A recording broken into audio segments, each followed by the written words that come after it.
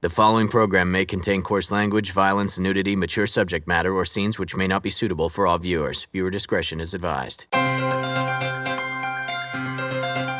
This is the X-Zone Broadcast Network, broadcasting worldwide on broadcast affiliates and satellite program providers, including CNN Broadcast Network, Sirius Satellite Network, Star Media, Good News Radio Network, Angel Broadcast Network, Wiki Broadcast Network, and WPBN TV. For more information on the X-Zone Broadcast Network, visit us at www.xzbn.net.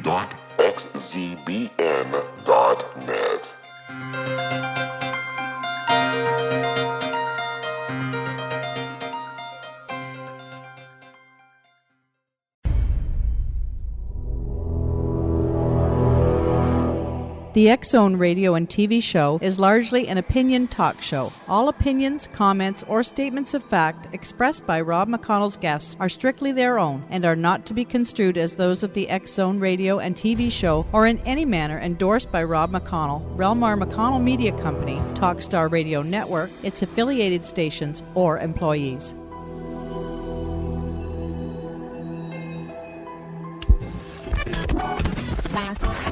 All Hit Radio.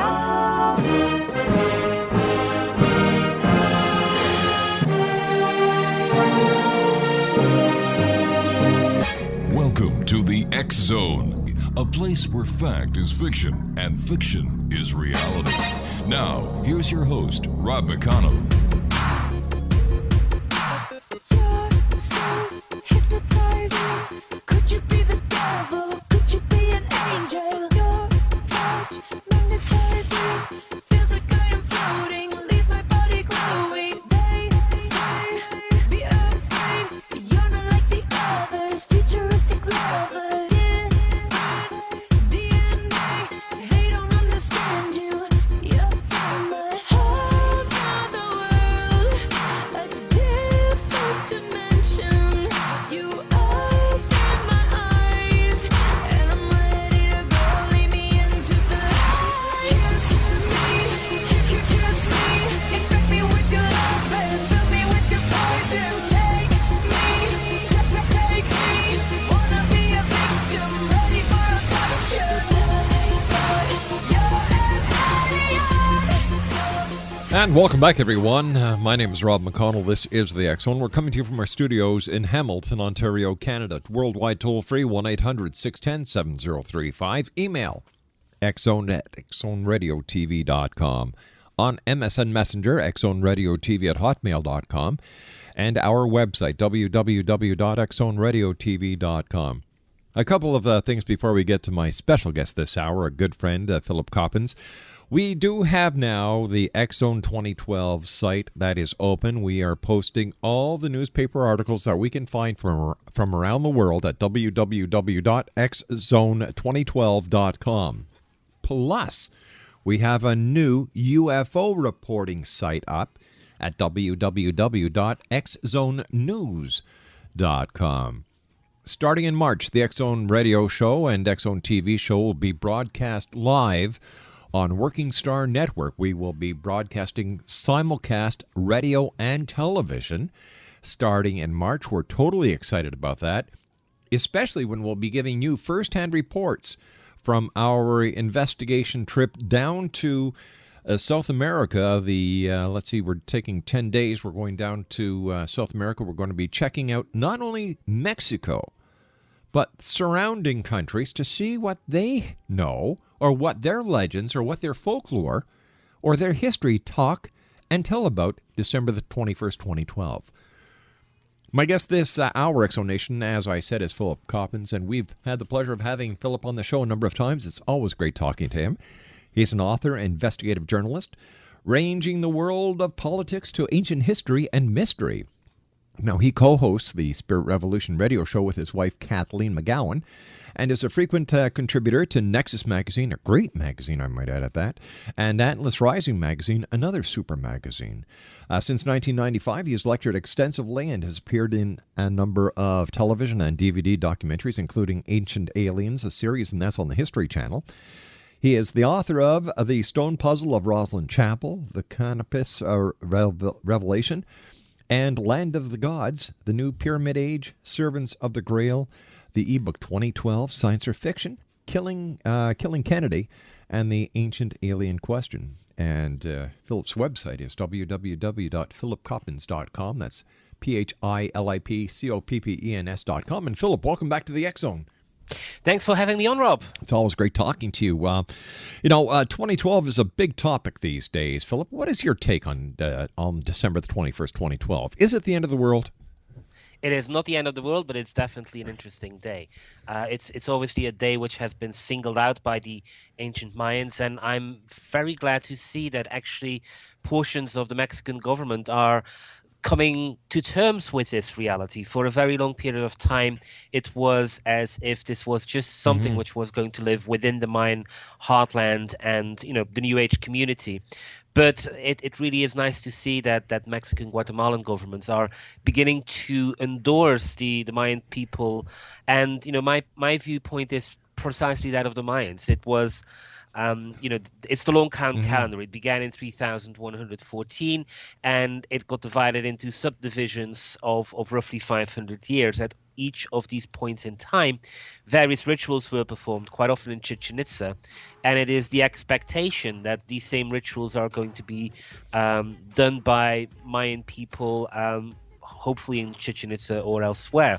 And at each moment in time, and this I think is really something which is very different from what the Mayans believe and what we in the Western world have made the 2012 phenomena into, because the Mayans really believe that at these moments in time, the gods make contact with them and they take stock of the preceding era and then decide together with mankind what should really be the focus for the future.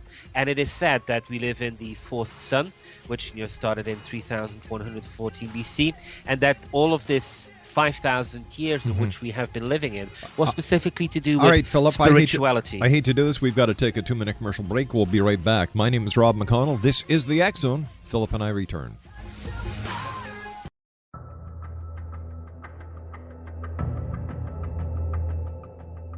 Modern Esoteric, Beyond Our Senses by Brad Olson, consummates the lifeology story about where humanity originates. It is the lost continents, the primitive wisdom, the mythos of creation, and the rethinking of ancient history as we are taught in academia. There is much more to the story than what we have been told. As this is the first book in the Esoteric series, Modern Esoteric starts at the beginning of time and accelerates up to this modern age. Future Esoteric is book 2 in the series and takes a forward-looking position ahead of today with an open and honest examination of the ET issue and various unexplained phenomena. To discover the writings of author Brad Olson, visit www.bradolson.com. That's www.bradolson.com.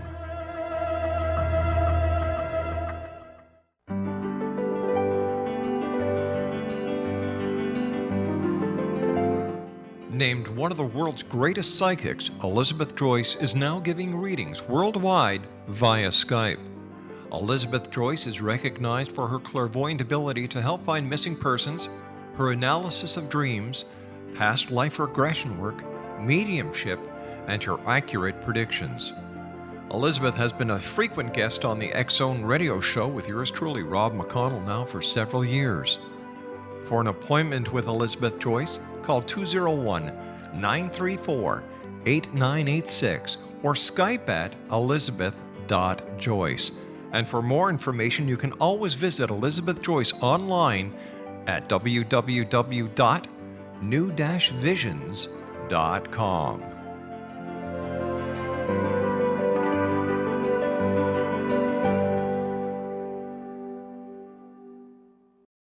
Bring the wind to carry me over, lead me home to my town.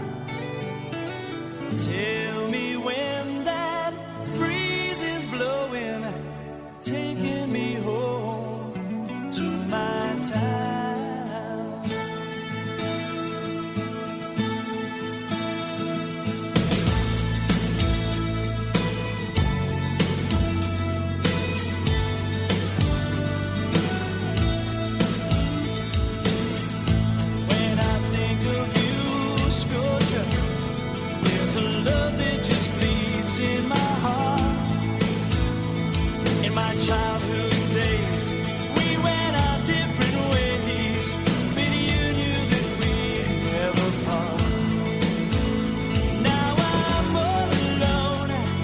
Welcome back to the X Zone. Of course, that's Glass Tiger with My Town. Every time I hear that, I think of my friend Sam Reed, who is the keyboardist of Glass Tiger. Speaking about friends, Philip Coppens is with us this hour, www.philipcoppens.com. And you and I were talking about December the 25th, 2012, before we went to the break.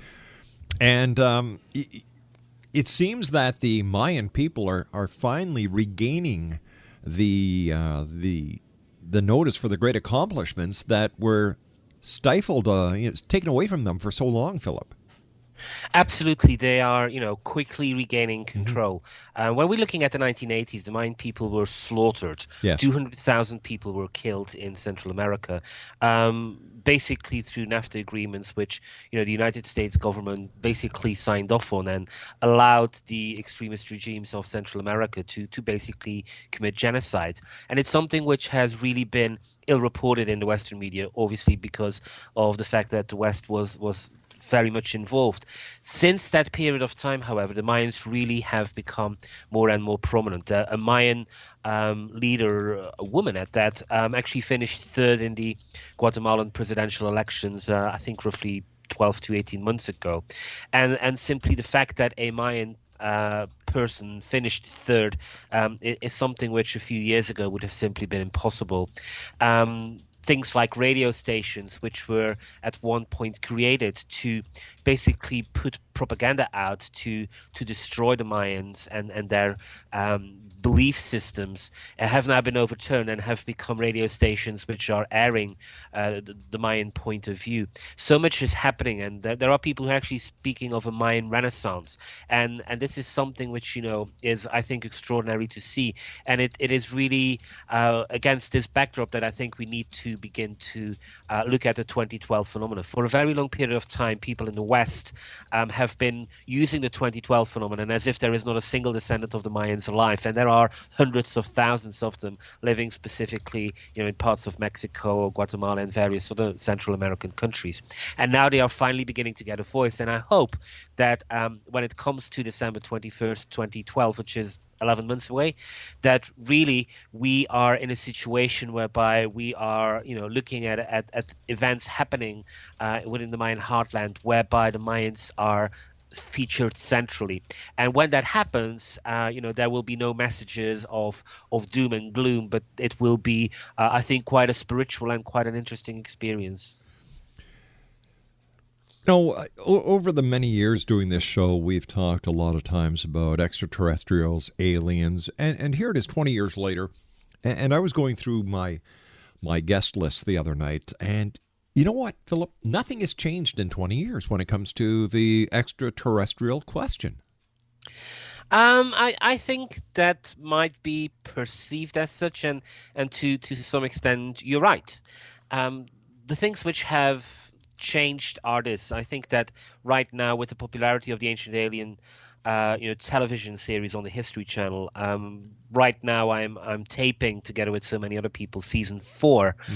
It is the History Channel's most highly watched and most highly rated show.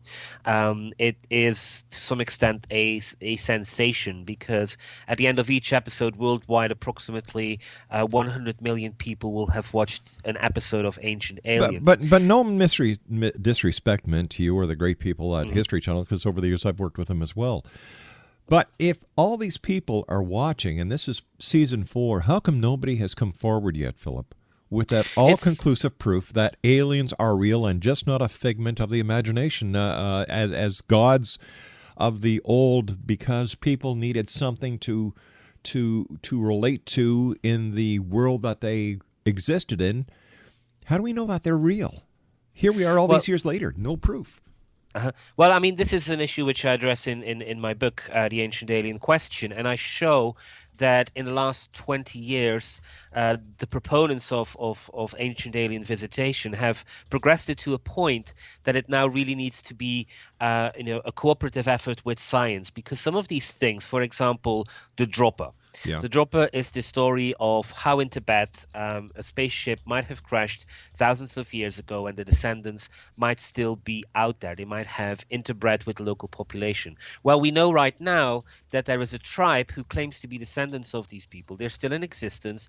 And basically, the situation is this, that an individual like me or you, without government credentials, without access to DNA testing, simply cannot go to China and say, hey, can we get a bit of your DNA for testing? And it's just one example of at least 5 really promising cases which are very close to proof that we have not been alone. But in each of these cases, it needs the active participation and cooperation of science. And basically, scientists are saying, we know for a fact that there is nothing to this, so there is no need to explore this any further. And there is one specific chapter in my book which I think kind of like highlights this more than anything. And it's not necessarily to do with ancient aliens as such, but with the question, where did life on Earth come from? Was it this primordial soup, as scientists are saying, or was life coming from elsewhere in the universe, and did it ride on a comet or a meteorite and then crash? This idea of panspermia, which so many scientists are proposing themselves. Well, the situation right now, at this very moment in time, is that astrobiologists at NASA are refused publication in peer-reviewed journals when they are finding evidence, proof of the fact that life could not have originated on planet Earth, that life originated elsewhere in the universe. And so what you have is the NASA really having to do science by press release. What NASA scientists are doing is saying, we have studied this, we have concluded this. Various other scientists are in absolute agreement in this, but we cannot publish this in journals of astrobiology because the editors-in-chief there are absolutely refusing to look into this subject matter. People like Chandra Wickramasinghe, who is one of the leaders in this field, has called this a conspiracy of silence, and he's been saying that this conspiracy of silence has been in place since roughly 1982, 1984. And so this is precisely 20, 30 years whereby science as an institution, academics specifically as an institution, are simply not interested. For them, it doesn't exist. They want to make it go away, and they ridicule it. And this is why the elusive proof is really still escaping people.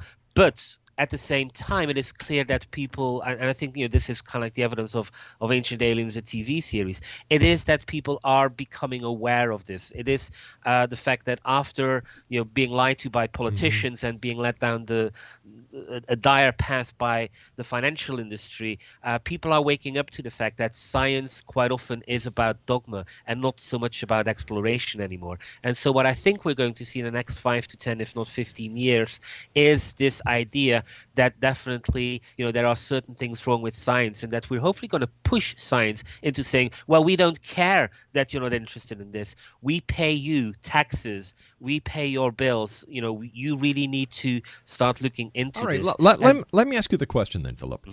If this information is real, and that the pseudoscientists are actually on track, what does the established scientific community have to fear from this truth coming out? It's because it is a paradigm upsetting idea. Everything, science at this moment in time fears everything which changes the paradigm. And ancient Egypt is the best example, and I will illustrate it with 2 examples. Sure. One of them is that in the 1980s, the Great Pyramid and the Second Pyramid were subjected to carbon dating. Those carbon dating results showed, that the Second Pyramid was older than the Great Pyramid, and that both of them were roughly 500 years older than their current dating. Since the 1980s, this scientific report, which isn't controversial at all, nobody contests the conclusions, has not been published in a peer-reviewed journal. As a result of this, thousands of Egyptologists worldwide have not had to consider this piece of evidence, and for the last 20 to 30 years, they have continued to pretend that this doesn't exist. And according to the scientific rules of the game which they adhere to, they don't have to, because, hey, guess what? It's not published anywhere. And so nothing has progressed. We know that these pyramids are at least 500 years older, yet everybody is pretending within the scientific community as if it's not. And the duplicity or the two-facedness of science, I think, comes to the front in the following example as well, which is that there is king lists. The 30 dynasties of ancient Egypt come from the king list of Manetho. This begins in roughly 3000, or rather the list of pharaohs begins in 3000 BC.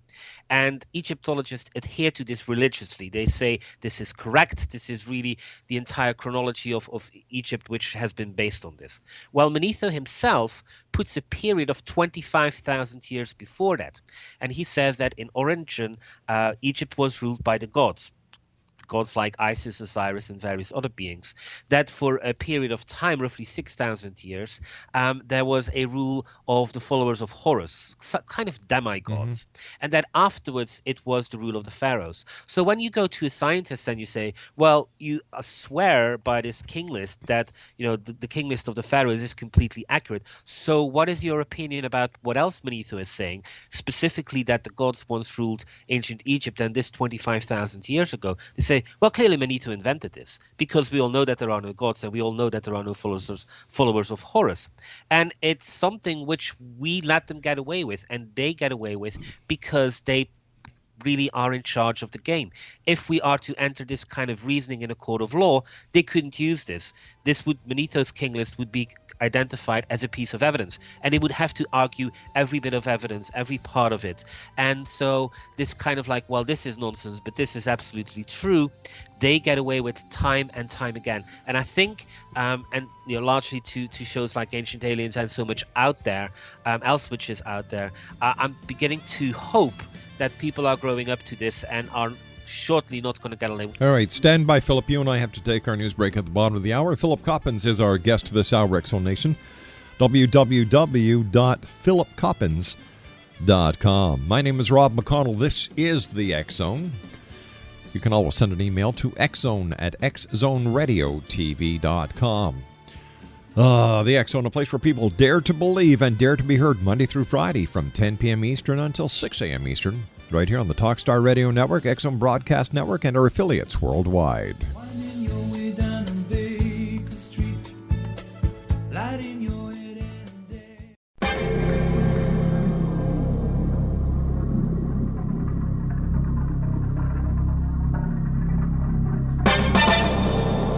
Hi, this is Rob McConnell, just letting you know that the X Chronicles newspaper is now available online at www.xzonebookclub.com. All past editions and current editions of the X Chronicles newspaper are available for 99 cents. That's www.xzonebookclub.com, and that's 99 cents US per edition. And don't forget, the X Zone store is now open as well for all of your X Zone Nation merchandise. www.thexzonestore.com.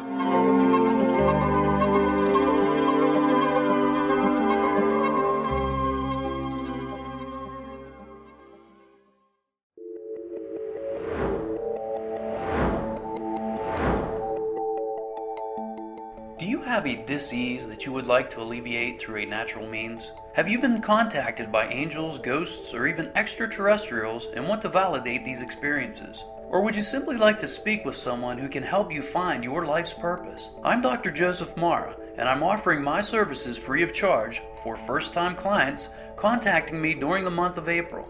These free consultations include angel card readings, guided meditations, life coaching, and energy healing. If you have always wanted to explore these types of experiences but were skeptical or simply could not afford them, then take advantage of this free special offer. Contact me through my website, aguidinglight, spelled LITE.com, to schedule your consultation today. Until then, I offer you love, light, and laughter.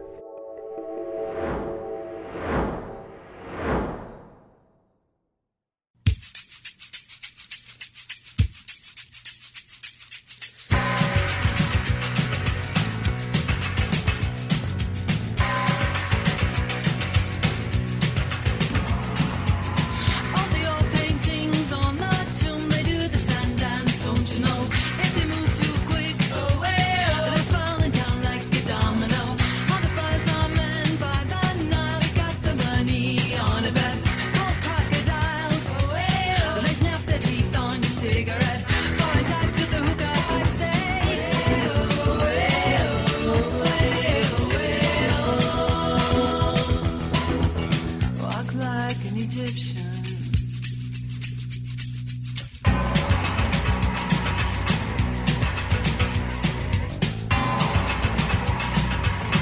Welcome back, everyone. Philip Coppens is our guest this hour, www.philipcoppens.com. Philip, I've got a question for you, my friend. We were talking about how science refuses to accept certain things because of the shift of the paradigm that it would create. When we look at the different religions of the world, that certainly poses a conundrum to the scientific community, and yet they've allowed the controversy between science and religion to continue. They say, oh, sure, it's possible that the ancient gods in the Bible were extraterrestrials, and who knows? But they don't seem to mind the religious argument. But as you and I well know, when it comes to extraterrestrials, that's where they draw the line. What's the difference? Well, religions are, very interesting when it comes to the subject of extraterrestrials. The Vatican, for one, has got a chief astronomer who basically says, that he is open to the idea of extraterrestrial life. And the question seems to be whether Jesus died on the cross for the salvation of original sin, not just on planet Earth, but across the galaxy. Yes. That's kind of like the Vatican take on it. When it comes to science and religion, they have a very weird relationship at this moment in time. The Turin Shroud is, I think, one example whereby the Vatican basically seems to endorse bad science to kind of try and explain some of, the things like the Turin Shroud away. At other moments in time, scientists will say that basically they have no or nothing to do with religion. Now, the ancient alien question does touch upon the what I would call the legends, the folkloric material, and sometimes that sits within religion.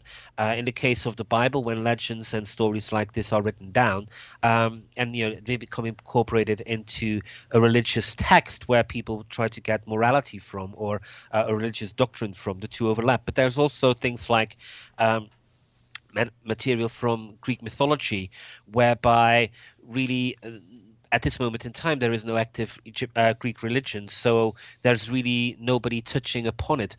But at all times, science is really saying that they don't have to look at the ancient alien question for a variety of reasons. The most bombastic approach is really that they know.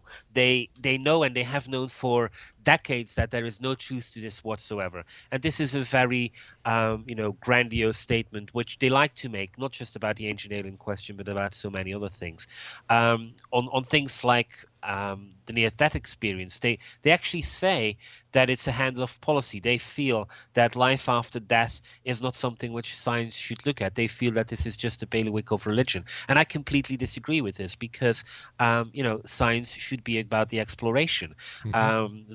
If there is life after death, that's not a bailiwick of religion. That is not a bailiwick of belief as such, if we can prove it. And there are various doctors across the world who are doing medical experiments and other experiments which show that at the moment of death something weird happens, that there is a part of us which survives and is able to go out of our bodies and see certain things which are happening in an operating room, which we would never be able to see if we were inside our body.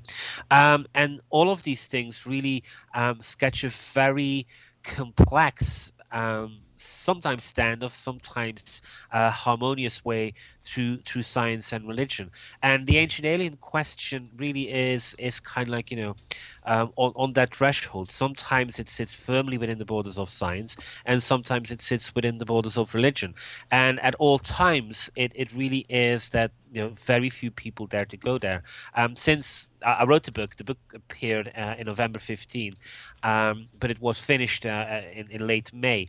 And in between, there is actually one professor, Paul Davis from Arizona State University, who does stand out, who is a person who wants to change the paradigm on so many things, because he is, to some extent, a very liberal scientist. And he is actually proposing that we should start looking into something which he calls astroforensics, this idea that we have been visited by extraterrestrial beings in the past. Now, he is saying that basically, life has been here for 4.5 billion years, and that 800 million years ago, somebody might have come here, and that we have no evidence for this. He says that he feels that the best evidence for visitors from outer space has happened before mankind appeared on the scene. And it is my contention that the best evidence for visitation is actually since mankind has come on the scene. And this was also an opinion shared by the likes of the late Carl Sagan and various others. But, the good thing is that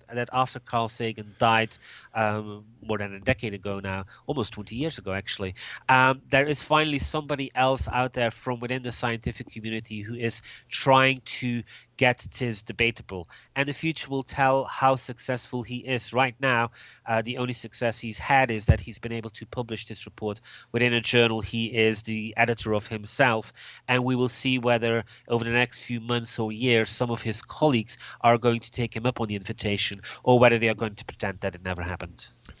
Now, you also say that that many proponents of the alien theory claim gods and aliens, that that the gods are aliens and that there is no God.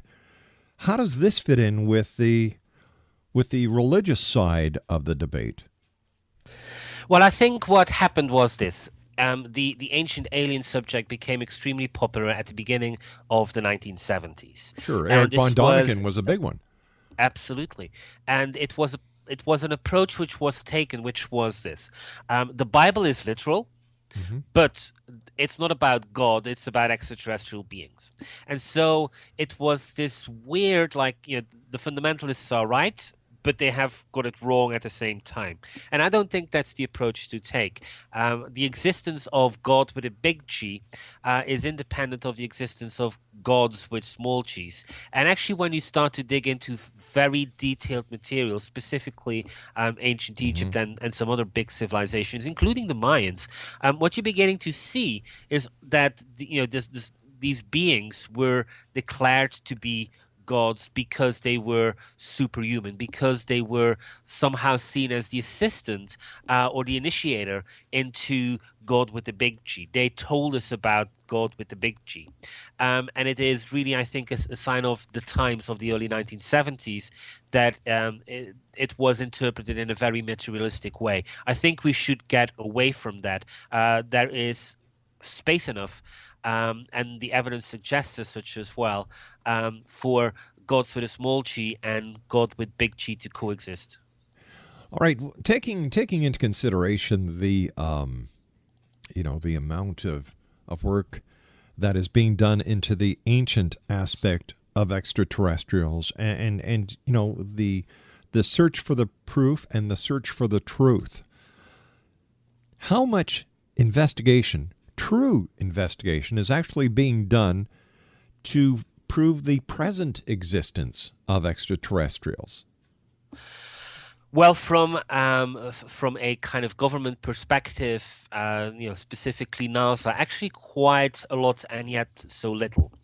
For a very long period of time, the search for ET happened through SETI, the search for extraterrestrial intelligences through radio telescopes and various forms of radio astronomy. And basically it was trying to find a needle in a haystack, and everybody always knew this. But it was somehow felt to be the only approach possible. And, we have seen movies like Contact. We have seen headlines as in the fact that NASA is scaling down on this. And to some extent, people are saying that this is a sad thing. But really, this approach has not been fruitful. Instead, what NASA has done is they have changed tack. Everything which NASA is doing today is new. So they have pushed out the Kepler Space Telescope there, and it was, it's 11 months, coming up to 12 months since it was pushed out. And already it has gotten back extraordinary research data.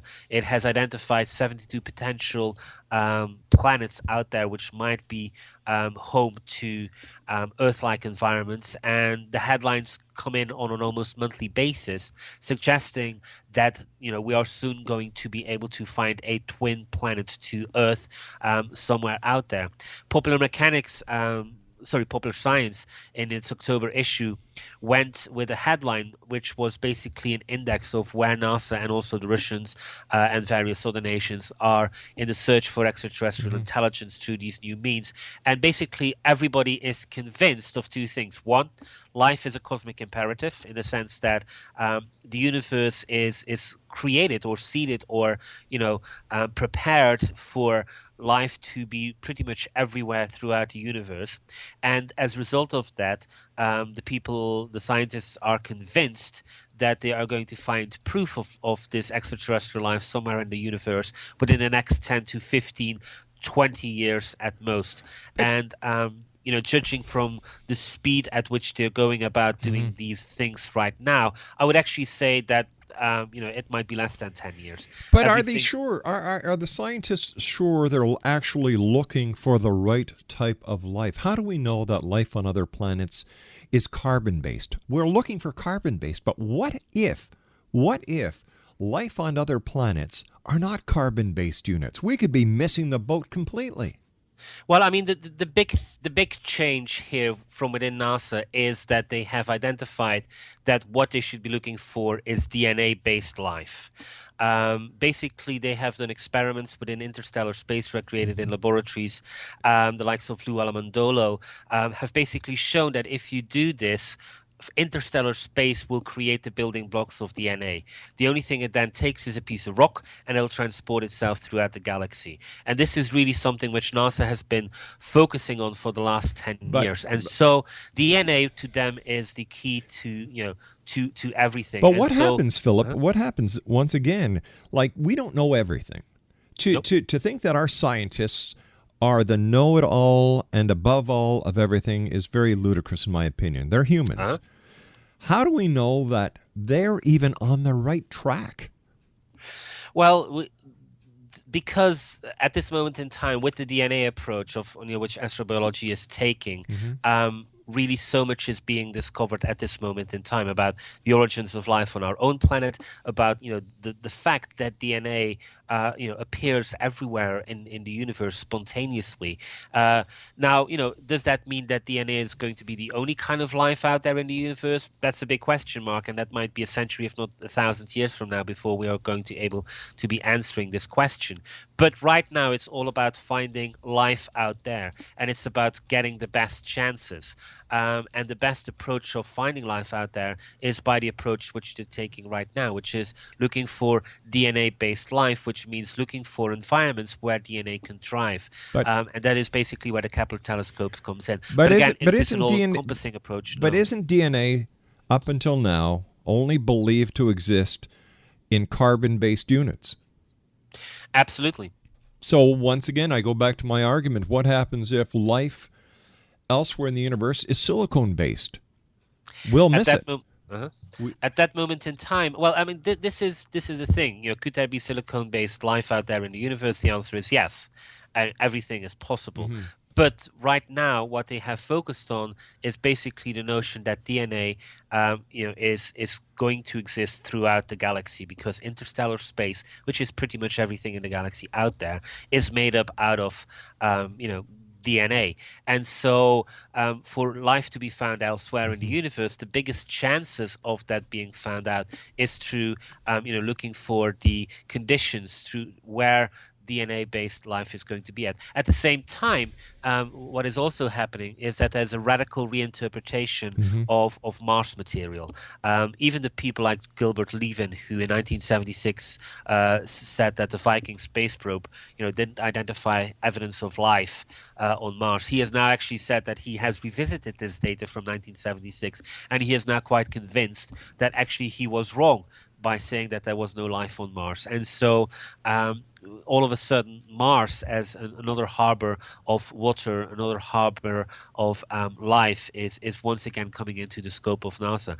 And, again, NASA, even though NASA obviously is filled with scientists, they are working in a completely different atmosphere from so much elsewhere of science. And I think, as much dislike we quite often heap upon NASA or the governments, what is really happening with NASA at this moment in time is really interesting and really progressive. But once again, all I'm saying, Philip, is that we may be looking totally in the wrong direction, because what we're doing is we're basing everything that we're looking for in the universe on what we know. We're looking at DNA. We're looking for DNA that matches our DNA.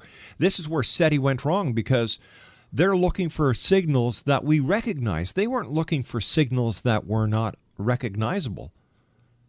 And I think, the thing is right now that I think the difference between the SETI search is this. With SETI, we had no idea what we were looking for. We thought we knew that we were looking for certain things, but in retrospect, we had no idea to distinguish a pulsar signal from an intelligent life signal. And there were a number of occasions whereby the two, were mistaken for each other, and they didn't go anywhere. Right now, what we know is that we know where to look for signs of DNA. And if we find signs of DNA elsewhere, if we find all right, conditions Philip, there, we've got to we'll take a find them. commercial break, but like I was saying, we may be wrong, because what we're looking for is something that we believe is out there. It may not be out there. We'll be back on the other side of this commercial break as the X Zone continues, right here from our studios in Hamilton, Ontario, Canada. My name is Rob McConnell. Philip Coppens is our guest. www.philipcoppens.com. Walk like an Egyptian.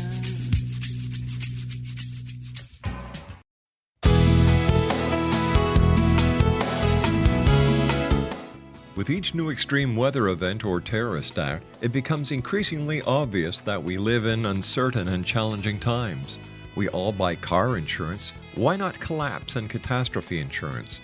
Matthew Stein, an MIT-trained engineer and green builder, has written 2 outstanding books to help people prepare, plan for, and deal with everything from minor situations lasting a few days to full-on collapse.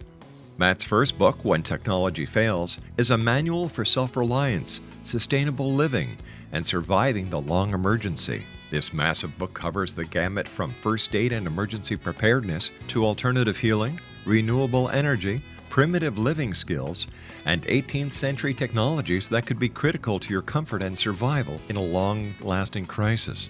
Matt's second book, When Disaster Strikes, is a comprehensive emergency preparedness handbook and survival guide. When Disaster Strikes is an essential item for every family's go bag. Both books are available at all usual sources. There's a wealth of totally free information posted at whentechfails.com, and author-signed copies may be purchased at mattstein.com. That's www.whentechfails.com and www.mattstein.com.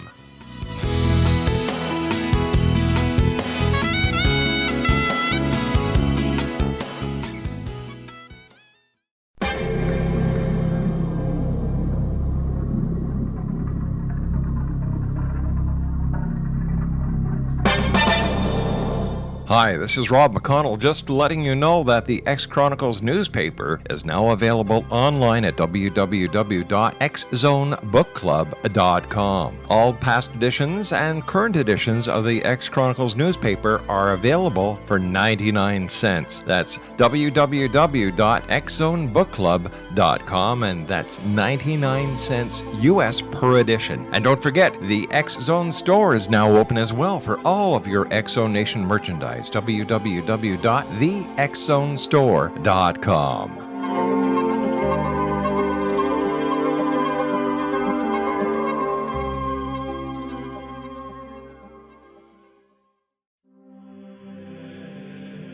Rob McConnell here, presenting an overview for Nicholas Paul Jennings, author of a fascinating book, Amen. It presents facts revealed by Egyptologists, facts that enable us to understand why Amen is the beginning of creation of God.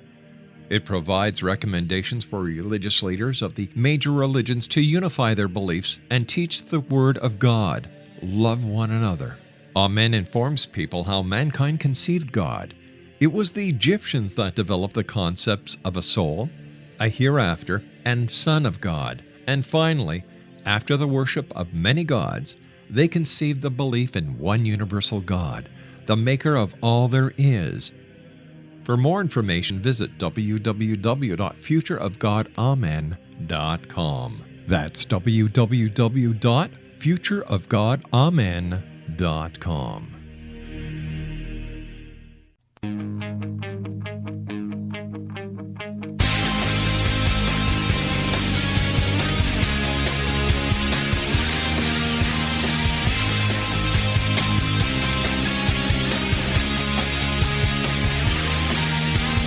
I'm sick of being alone. When are you coming home? Just a glimpse of your face. I can remember smelling your hair. Only you anywhere. Somewhere that no one can retrace.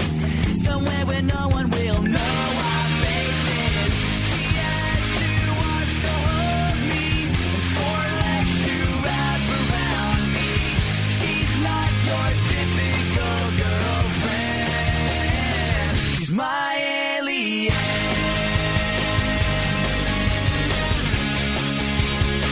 She's my alien.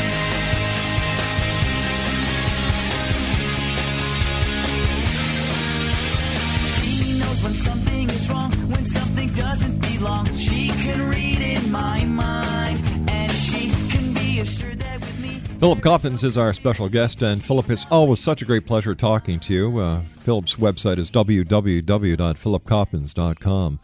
Now, Philip, your research has actually uncovered an extraterrestrial connection in the form of direct archaeological evidence to the 2012 phenomenon. Well, yes. I mean, because basically what happens in 2012 is this. The only thing which we know from an archaeological point of view is that there are two inscriptions, Tortuguero and a recent one which was revealed in October, a brick from another complex in the Mayan heartland, which basically says that on December 21st, 2012, the Bolon Yuktute, the so-called nine gods, will return. And clearly, this is something which, when you start looking at the anthropological evidence of the Mayans, it's something that they were absolutely convinced of. There are even records, for example, that in 1615 or 1620, that period when a cycle of time ended for the Mayans, they basically went to the headquarters of the Spanish conquistadors in Merida and said that they were going to do ceremonies in Chichen Itza to make contact with these nine gods.